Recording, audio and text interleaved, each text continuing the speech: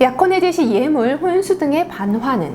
안녕하세요. 지난 시간에 이어 오늘은 약혼이 성립했다면 그 약혼을 파기하는 경우 주고받았던 예물, 혼수 등의 문제는 어떻게 정리되는지 알려드리려고 합니다. 결혼을 하겠다는 계약인 약혼은 약혼의 해제 시에 계약의 해제 효과와 동일한 손해배상 의무와 원상회복 의무가 발생합니다. 쉽게 말씀드려 보겠습니다. 결혼을 하자는 약속도 계약의 일종인데요. 그 계약이 파기되니 계약 파기로 인한 각종의 효과들이 발생한다는 겁니다. 첫 번째, 약혼을 유지할 수 없는 상황에 이르렀을 때 책임을 져야 하는 고의나 과실을 가진 측에서 손해배상 책임을 지게 됩니다. 약혼 파기에 책임이 있는 사람이 손해를 본 피해자에게 금전, 돈의 배상을 해야 된다는 말인데요. 손해의 종류는 재산상 손해, 정신적 손해가 있겠죠. 재산상 손해부터 설명을 드려보겠습니다. 약혼의 성립과 유지에 상당한 인과관계가 있는 지출 비용 일체를 재산상 손해라고 보는데요. 도대체 상당한 인과관계가 뭘까요?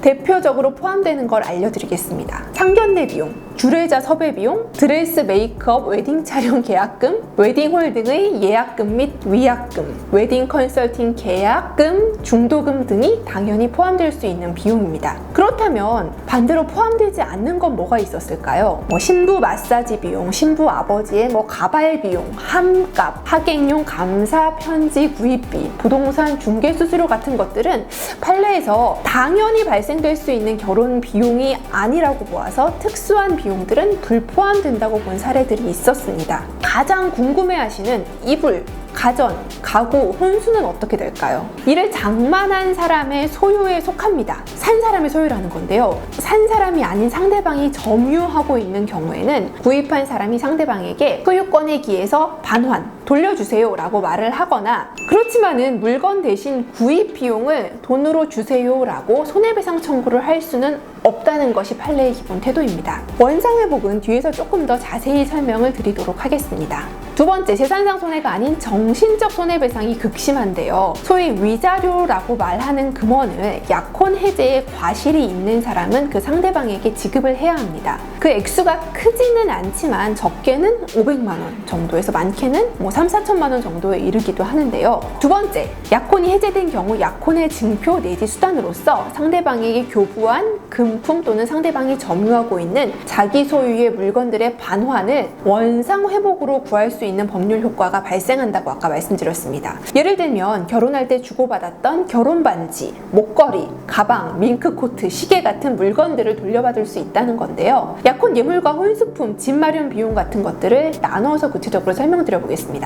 첫 번째, 약혼 예물은요. 예물은 판례에서 혼인의 불성립을 해제 조건으로 하는 증여라는 어려운 용어를 쓰는데요. 약혼이 해제, 해소, 파기가 되면 예물은 구입한 사람에게 돌려주어야 한다는 것입니다. 그런데 여기서 중요한 점은 뭐냐면, 판례에 따른다면 약혼의 해제에 관해서 과실이 있는 유책자, 그러니까 잘못해서 해제를 시킨 사람은 자기가 준 약혼 예물을 돌려달라고 할 수 없다는 겁니다. 명확한 대법원 판례의 태도입니다. 파혼에 책임이 있는 사람은 자기가 준 예물 반환을 청구하지 못한다는 것입니다. 실제로 실무에서는요, 약혼이 해제된 경우 과실의 크기를 비교해서 과실이 좀 작거나 없는 당사자의 반환 청구권만을 인정하고요. 양 당사자의 과실 정도가 비슷하다면 쌍방의 반환 청구를 모두 인정은 합니다. 파혼의 책임이 누구에게 있는지 약혼 예물 반환의 문제에서도 분명히 의미가 있습니다. 두 번째, 혼수품.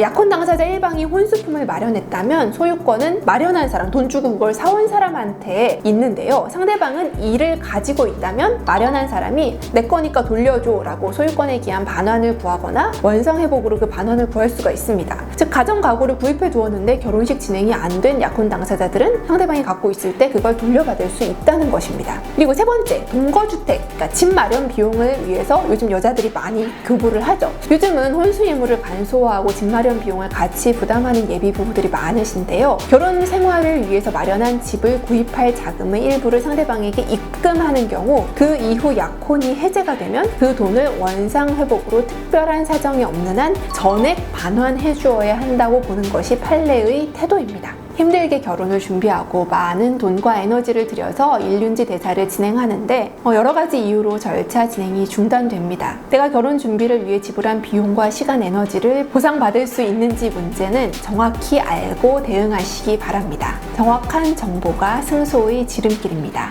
시청해주셔서 감사합니다.